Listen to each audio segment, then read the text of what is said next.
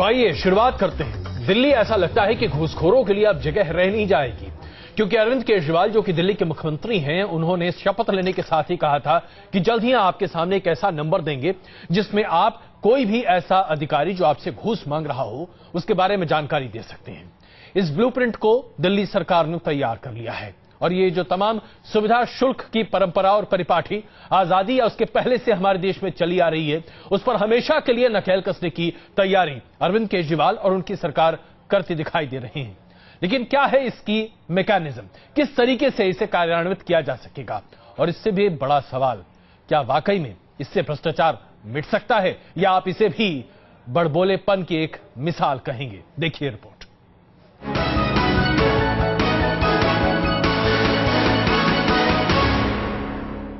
पिछले 15 साल में दिल्ली सरकार ने भ्रष्टाचार किया हो, चाहे वो एमसीडी में हुआ हो, चाहे हमारी सरकार के दौरान कोई भ्रष्टाचार करे, मैं इस सदन को ये विश्वास दिलाना चाहता हूं कि उनको बख्शा नहीं जाएगा और उनके खिलाफ सख्त से सख्त कार्रवाई की जाएगी। दिल्ली में आम आदमी पार्टी आई तो विधानसभा से सड़कों तक आपका रुतबा नजर आने लगा।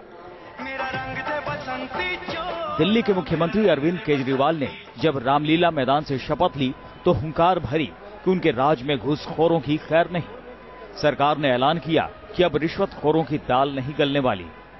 सेटिंग कर लेना, हम आपको एक फोन नंबर देंगे, 2 दिन के अंदर फोन नंबर ऐलान कर देंगे, आप तुरंत फोन नंबर पे बता देना और हम सभी रिश्वत लेने वालों को रंगे हाथों पकड़वाएंगे।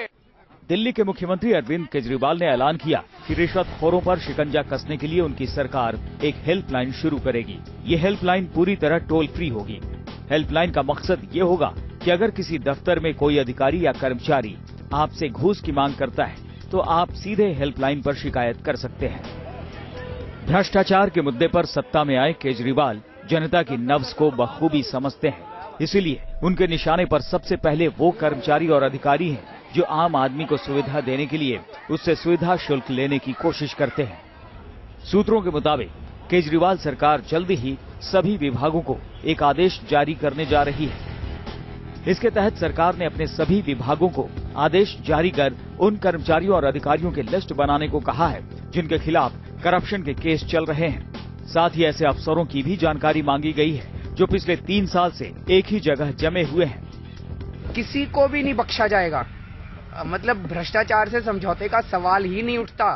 अपनी जिंदगी दांव पे लगा दूंगा लेकिन भ्रष्टाचार के साथ समझौता नहीं होने वाला। ये मैं आपको आश्वासन दे रहा हूँ, चाहे वो शीला दीक्षित जी ने किया हो, चाहे वो किसी मंत्री ने किया हो, चाहे किसी संतरी ने किया हो, चाहे किसी कांग्रेसी ने किया हो, चाहे बीजेपी वाले ने किया हो। करप्शन के खिलाफ केजरीवाल अपने वार को कुंद नहीं करना चाहते। ये अलग बात है कि शीला दीक्षित के खिलाफ करप्शन के मामले में एक्शन लेने में अब वो थोड़े हिचक रहे हैं, लेकिन जनता में कड़ा मैसेज चला जाए इसके लिए इनकी सरकार ने सोमवार को सबसे पहले जल बोर्ड को निशाने पर लिया और बड़े पैमाने पर 800 कर्मचारियों का तबादला कर दिया। ये सभी वो कर्मचारी थे जो पिछले 3 साल से मलाईदार पदों पर जमे थे। इतना ही नहीं, सरकार ने रिश्वतखोरी के आरोप में जल बोर्ड के 3 कर्मचारियों को भी सस्पेंड कर दिया। आम आदमी पार्टी सत्ता में आने के बाद सबसे पहले वही काम अंजाम दे रही है जिसके साथ आम आदमी का सीधा हित जुड़ा हुआ है और पार्टी जानती है कि जब तक वो करप्शन को जड़ से खत्म नहीं कर देगी तब तक उसके लिए लोकसभा की राहें आसान नहीं होंगी। लेकिन शीला के मामले पर चुप्पी कहीं केजरीवाल को महंगी न पड़ जाए। भ्रष्टाचार के खिलाफ केजरीवाल हेल्पलाइन का हथियार आजमाना चाहते हैं। अपने वायदे के मुताबिक 48 घंटे में तो यह हेल्पलाइन वो लॉन्च नहीं कर पाए, लेकिन ऐसा लगता है कि उनके मंसूबे उनके शपथ के 13वें दिन पूरे हो पाएंगे। लेकिन आवाम को क्या, अगर हेल्पलाइन का हथियार कारगर साबित हुआ तो दिल्ली की जनता को भ्रष्टाचार रूपी दानव से एक बड़ी राहत तो जरूर मिल पाएगी।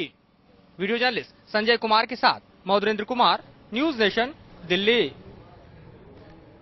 दरअसल अरविंद केजरीवाल भ्रष्टाचार मुक्त की भारत कर रहे हैं और इसकी शुरुआत वो दिल्ली से कर रहे हैं। जाहिर तौर पे वो लोगों को एक हेल्पलाइन नंबर देना चाहते हैं जिसके बाद लोग उसमें शिकायत करें, यानी एक ग्रीवांस रिड्यूसल सिस्टम ऐसा हो जिसमें घूसखोर भी पकड़ा जाए और आम आदमी को घूस भी ना देनी पड़े और उसका काम हो जाए।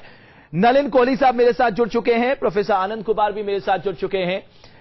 नलिन जी, आपको लगता है इस तरह के प्रयोग होने चाहिए ताकि आम आदमी को जो सबसे ज्यादा भ्रष्टाचार से पीड़ित है और इस तरह के भ्रष्टाचार से परेशान है उसको राहत मिल सके।